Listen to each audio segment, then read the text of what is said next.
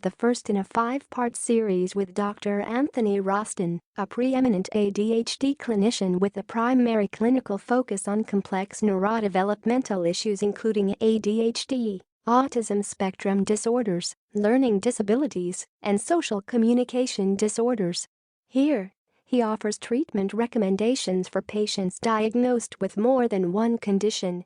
Comorbidity is the rule, not the exception, in most psychiatric practices. Clinicians today must possess a thorough and nuanced understanding of disparate conditions in order to effectively diagnose and treat their patients' symptoms. Attention deficit disorder (ADHD) or ADD. This is the overarching principle of Dr. Anthony Roston, professor of psychiatry and pediatrics at the Perelman School of Medicine at the University of Pennsylvania and attending and supervising psychiatrist at the Children's Hospital of Pennsylvania and the University of Pennsylvania Health System. Dr. Roston, who is triple boarded in pediatrics, adult psychiatry, and child and adolescent psychiatry, was interviewed recently for an Ask the Experts webinar hosted by the American Professional Society of ADHD and Related Disorders (ASRD).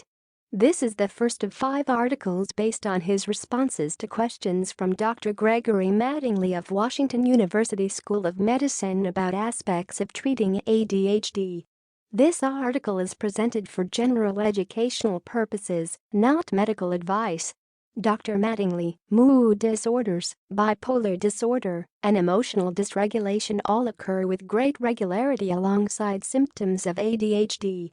As a clinician, how do you balance treating your patients for ADHD and for these and other comorbid conditions? Dr. Roston, the majority of patients seeking psychiatric treatment arrive with not just attention deficit disorder, but also a variety of mood disorders, anxiety disorders, substance use disorders, and the like.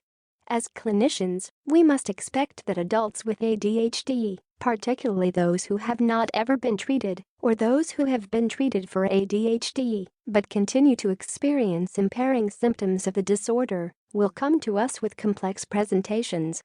For this reason, my rule of thumb is this: complete a comprehensive history regarding every aspect of the person's past and present functioning, as well as a thorough history of past treatments for psychiatric disorders.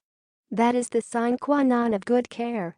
The 4 most common conditions diagnosed alongside ADHD are bipolar disorder, depression, anxiety, and autism spectrum disorder. 1. ADHD and bipolar disorder. Data from the National Comorbidity Study suggests that, among people with ADHD, almost 20% report having some form of bipolar spectrum disorder. These patients not only have inattention, impulsivity, and hyperactivity, but also the severe mood swings and/or prolonged downturns associated with bipolar disorder. In treating patients with comorbid ADHD and bipolar disorder, clinicians have historically been concerned about the possibility that stimulant treatment might induce or exacerbate bipolar mania. Thus, a mood stabilizer, if not already part of the treatment plan, should be introduced to minimize the chances of triggering mania.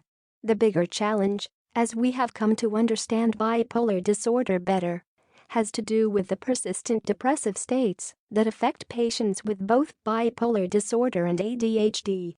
Because stimulants don't significantly improve the mood of patients with bipolar depression, I suggest treating bipolar depression first and saying to your patient, once your mood is more stable and/or you're no longer as depressed, then we can address your cognitive difficulties, your inattention, your problems with sustaining effort. I am asked frequently, what is your point of view on treating patients for bipolar disorder who are already successfully using stimulant medications? Does it make sense to keep patients on ADHD medications while initiating treatment for bipolar disorder? For example, a recent trial found that children with both ADHD and bipolar who were treated for both ADHD and bipolar had the best outcomes of any patients treated for bipolar disorder. This is important. There is no reason to stop a medication that's been helpful when you're trying to treat a second condition. The bipolar patients I worry about using stimulants are college-aged students and/or people who are not getting enough sleep. With that rare exception, there is no reason not to use a stimulant while you're treating the aspect of bipolar disorder that remains a problem. 2. ADHD and depression. Both depression or dysthymia, either long-standing low-level depression or more severe depression, present frequently in patients with ADHD. The notion now is to introduce a medication such as bupropion Wellbutrin initially.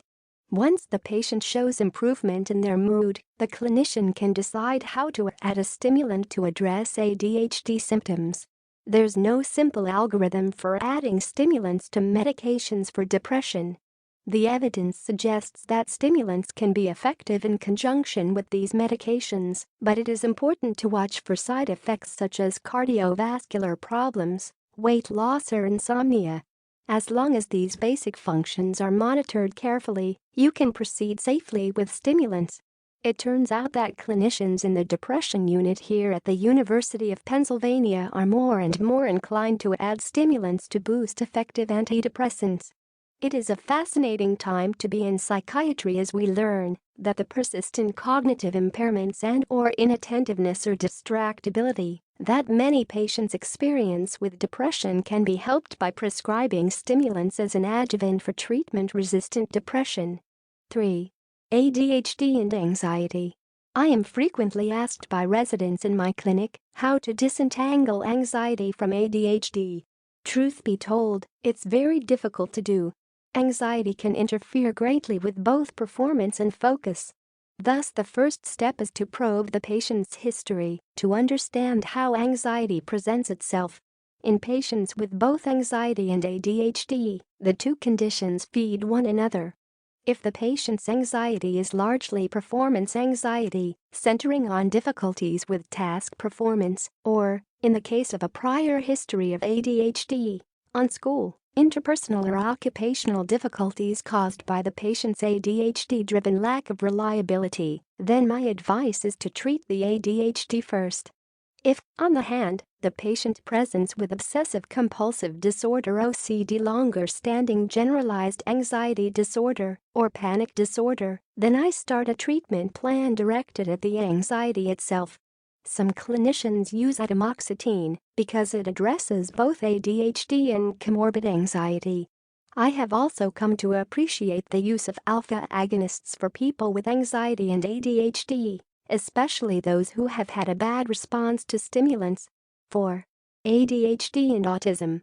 Until the DSM-5, we were not supposed to diagnose autism and ADHD simultaneously, an error that has now been corrected. For patients with both conditions, ADHD stimulant medications have an effect size slightly lower than would be observed for patients without autism, but the data is clear. The treatment for ADHD is warranted. The effect size in autism patients might be 0.5 instead of 0.7 or 0.7 instead of 0.9 for different stimulant classes. Nevertheless, there is absolutely no reason not to use doses that are comparable to any other patient to start with. As long as your patient is not having side effects, start the dosage low and increase it slowly, continuing until the patient has a clinical response. As a rule, I try both methylphenidates and amphetamines so I can judge which is more effective.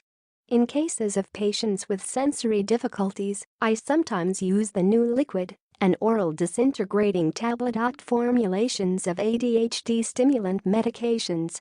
Medication efficacy is challenging to assess when your patient cannot report well or is not able to observe the effects of medications. You need good collateral information, such as the usual teacher or parent data, and you also need to observe the patient's